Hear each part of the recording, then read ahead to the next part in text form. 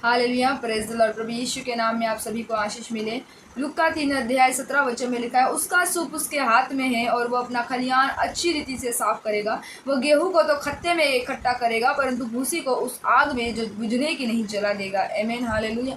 इस वचन से परमेश्वर का वचन हमें सिखाता है कि उसका सूप उसके हाथ में। मेरे प्रिय मसीह बहन भाइयों, हमने इस वचन पर ध्यान केंद्रित करना है कि उसका सूप उसके हाथ में है और वो गेहूं को खत्तों में एकत्रित करता है, परंतु भूसी को उस आग में जला देता है जो कभी भी बुझती नहीं है। आमीन, हालेलुया। आइए इस वचन पर आज मनन करते हैं। हर एक जन मन मनुष्य के हाथों में सौंप कर इस वचन की ओर ध्यान केंद्रित करे कि यूहन्ना बपतिस्मा दाता यीशु मसीह के विषय में कह रहा है कि उसका सूप उसके हाथ में है। वो अपना खलिहान अच्छी रीति से साफ करता है, वो गेहूं को एकत्रित करता है, भूसी को उड़ा देता है। सो मेरे प्रिय मसीह बहन भाइयों, वो भूसी को उस आग में जला देता है जो कभी बुझने की नहीं। तो ये नरकीय आग है। सो आपके हाथ में ये निर्णय है, आपको गेहूं बनना है या आपको भूसी बनना है।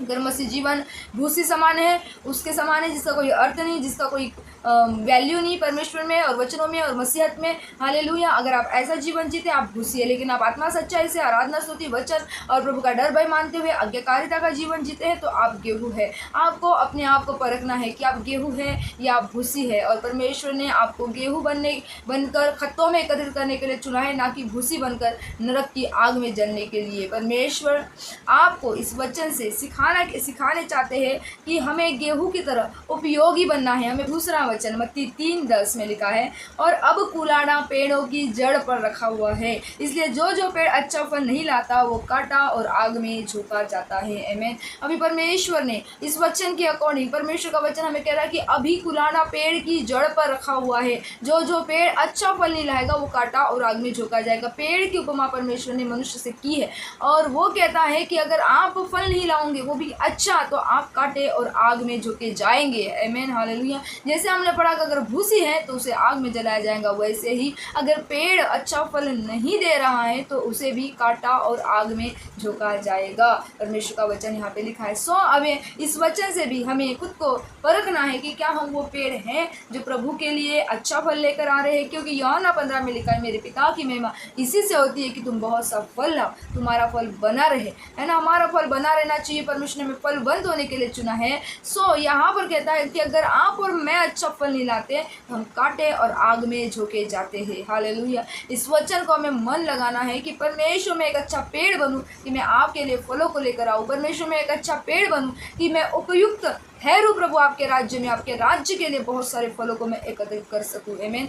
इसीलिए हमने अपने आप को फलदायी वृक्ष के समान बनाना चाहिए। इस वचन के अनुसार हम वो पेड़ बने जो केवल पत्तों से लदा हुआ ना हो, लेकिन फलों से। आमीन। फलों से लदा हुआ हो। हमारे काम हमारे फल है और मन फिराव के योग्य हमें फल दिखाना है कि हमने सचमुच मन फिराया है और हमारा पुराना मनुष्यत्व और नया मनुष्यत्व बदल गया। और मेरे कामों के अकॉर्डिंग परमेश्वर सारी बातों का न्याय करने वाला प्रभु है कि पेड़ अच्छा फल ला रहा है या बुरा फल ला रहा है। आमीन, हालेलुया।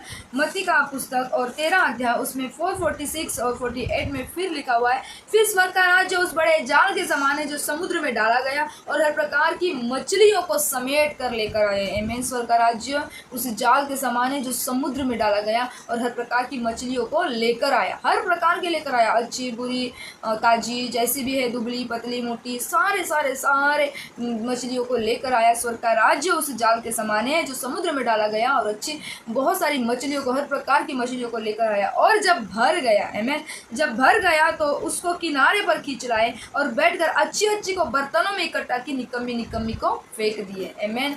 अच्छी को क्या किए? बर्तनों में एकत्रित किए। जैसे हमने देखा कि गेहूं को खत्तों में एकत्रित किया गया है ना, और जो फल ला रहा है उसको रखा गया और जो फल नहीं ला रहा है उसको काटा और आग में झोंका गया। गेहूं है खत्तों में, भूसी है आग में। और यहाँ पर भी प्रभु का वचन कहता है कि जाल के समान परमेश्वर के राज्य को जब फैलाया गया तो सब प्रकार की मछलियों को एकत्रित किया गया, लेकिन जब उसे खींच कर भर गया तो बाहर किनारे पर ले आया गया तो वहाँ पर अच्छी को बर्तनों में एकत्रित किया गया, निकम्मी को फेंक दिया। आमीन। अभी आपने खुद के जीवन को चेक करना।